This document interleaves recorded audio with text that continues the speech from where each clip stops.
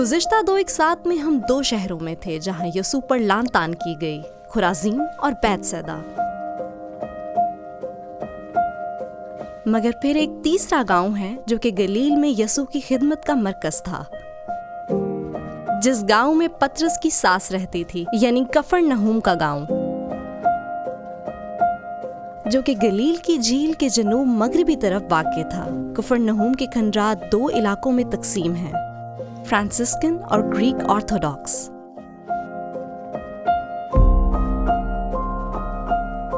यरूशलेम और दूसरे सियाहती मराकज़ के बरक्स कफरनहूम को अभी छुआ नहीं गया, ये अब भी अपनी असल हालत में है।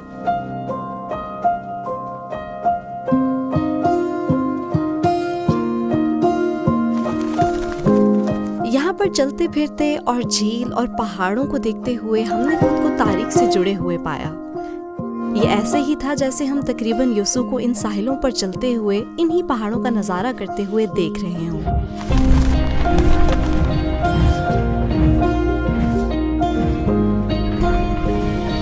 यहाँ कितना सुकून और खामोशी है।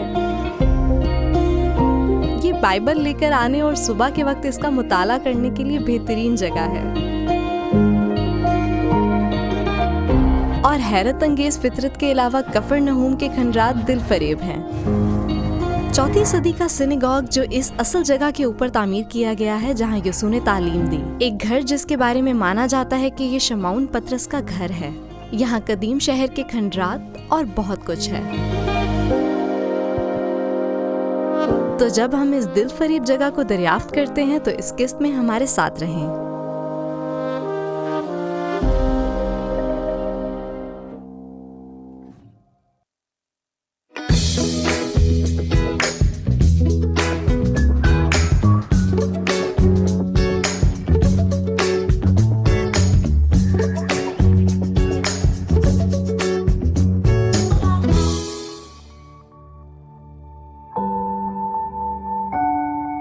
जब सर्जियो की और मेरी मुलाकात हुई थी तो ये वो पहली जगह थी जहां वो मुझे लेकर आए थे। जब हम चल रहे थे वो खूबसूरत लम्हात थे और मुझे यहाँ आकर बहुत अच्छा लगा था।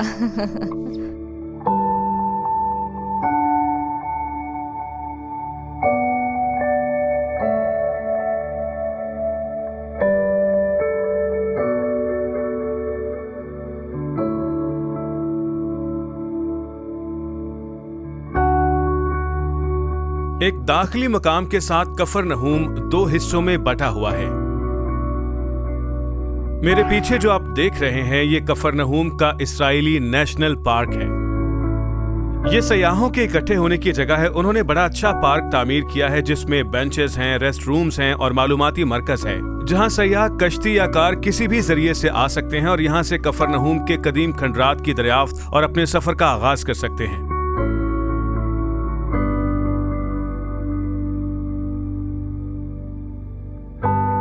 मगर कफरनहूम का कदीम गांव 2 हिस्सों में बटा हुआ है, यानी फ्रांसिस्कन और ग्रीक ऑर्थोडॉक्स में। यह जगह उन्होंने 1908 में खरीदी थी। कदीम खंडरात के 2/3 हिस्से की मिल्कियत फ्रांसिस्कन्स के पास है और बाकी जमीन ग्रीक ऑर्थोडॉक्स के पास। हम अपने सफर का आगाज फ्रांसिस्कन के मकाम से करते हैं जहां माहिरीन आसार कदीमा ने कदीम सिनेगॉग और पतरस रसूल का घर दरियाफ्त किया है। कफरनहूम की तारीख इंतहाई कदीम है। यहाँ अब्राहम के दौर से पहले के खंडरात मौजूद हैं, ताहम 4वीं सदी कबलस मसीह तक के इतना फैला नहीं था। और बाद रोमियों ने सीधी कतार में इसकी गलियां तामीर की, जैसा कि हम दूसरे रूमी शहरों में देखते हैं। ये रोमन इंपीरियल हाईवे के मतवाजी है जो कि गलील के समंदर के साथ साथ जाता है। 5वीं सदी तक ये जगह बहुत बड़ी हो चुकी थी। तकरीबन 1500 लोग यहाँ पर रहते थे और इनके पास एक खूबसूरत सिनेगॉग था। और देखा जाए तो आज दरअसल हम यहाँ की बाकियात का सिर्फ तीसरा हिस्सा ही देख पाते हैं।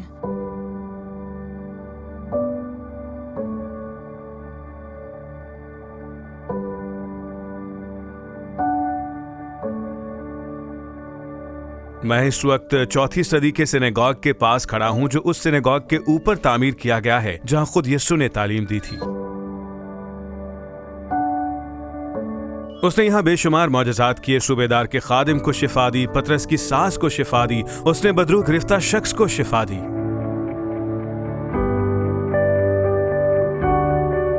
रौडा का एक पसंदीदा कलाम का हवाला इसी जगह से मुंसलिक है जब यीशु के बहुत से पैरोकार उसकी तालीम को कबूल करने में मुश्किल पेश आने पर उसे छोड़ गए तो यीशु ने अपने शागिर्दों की तरफ मुड़कर उनसे ये पूछा, क्या तुम भी चले जाना चाहते हो?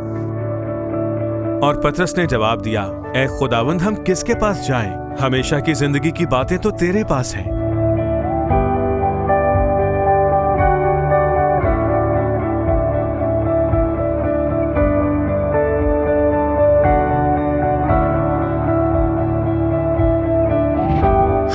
जो यहाँ आता है उसे बताया जाता है कि ये पतरस का घर है, लेकिन हम यकीनी तौर पर कैसे जान सकते हैं? हम जानते हैं कि ये माहीगिरों का मशहूर गांव था, हम जानते हैं कि ये एक मरकजी जगह थी, हम अनाजील से जानते हैं कि यीशु ने यहाँ आकर मनादी की थी, लेकिन हम ये कैसे जानते हैं कि ये वही जगह है जहाँ असल में पतरस का घर था?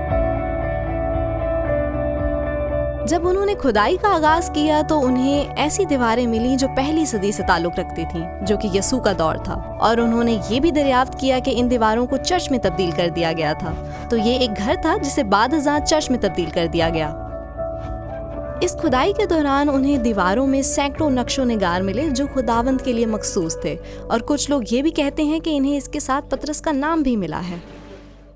तो इन तमाम दरियाफ्तों और मालूमात की बुनियाद पर हम इस नतीजे पर पहुंचते हैं कि ये दर हकीकत पतरस का घर ही है। तो जब फ्रांसिस्कन्स ने ये जमीन खरीदी तो उन्होंने पतरस के घर को चर्च में तब्दील करने की रिवायत को एक बड़ा चर्च तामीर करने के जरिए से जारी रखा और इरादा किया कि हम यहीं पर चर्च बनाएंगे जहां पतरस का घर था। लेकिन अब बाकियात को खत्म किए बगैर ये कैसे कर सकते हैं? खैर, ये दरअसल इंतहाई शानदार तामीर है। ये एक सतूनों और छत पर मुअल्लक इमारत है और ये एक हश्त पहलू चर्च भी है, जिसके अंदर जाकर आप नीचे पतरस के घर को भी देख सकते हैं, उस शीशे के जरिए से जो इस चर्च के दरमियान में लगा हुआ है।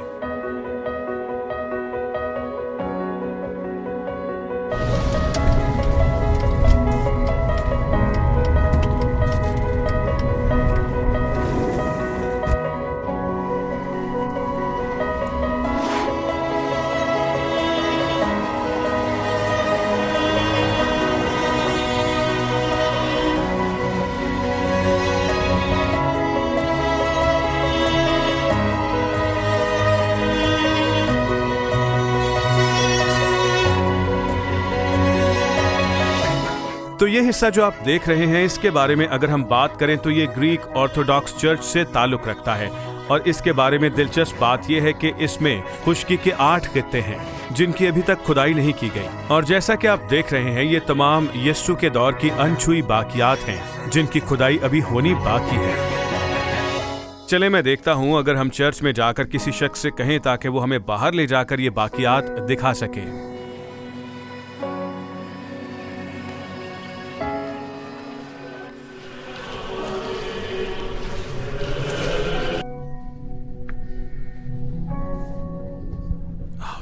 चलकर देखते हैं क्या हो रहा है। यहाँ अंदर जाने से पहले हमें किसी रबी से बात करनी पड़ेगी। क्या आप मुझे बता सकते हैं यहाँ पर कैसे शख्स है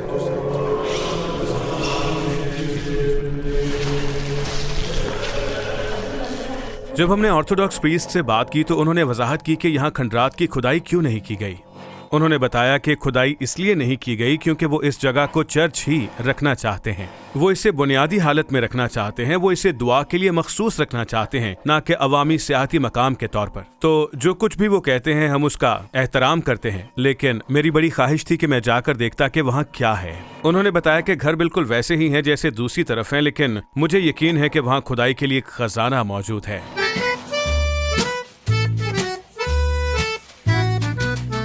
पहली मुलाकात पर हम यहाँ से गुजर के पार्क में गए थे क्योंकि करीब पड़ता है, ये 1 मिनट की पैदल मुसाफत है। और पहले दिन यहाँ की सुवेनियर शॉप से सर्जियो ने मुझे एक अंगूठी खरीद कर दी थी। ये बहुत जल्दी हो गया था ना? वो मैं कुछ कह तो नहीं रही थी।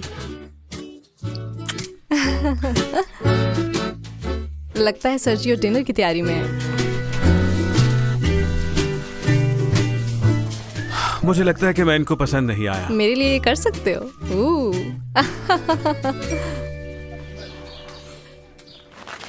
तो चर्च के पीछे ये खूबसूरत जगह मिलेगी जहां आप बेंच पर बैठकर बाइबल पढ़ सकते हैं, झील को देख सकते हैं, और एक मशवरा आपको कहीं और नहीं मिलेगा। ये तैराकी के लिए एक शानदार जगह है। यहाँ तैरना मना है लेकिन बेहतरीन साफ पानी है, तो आइए इसमें छलांग लगाते हैं। कवानीन सर्जियो के लिए हमेशा इजाजतनामा होते हैं।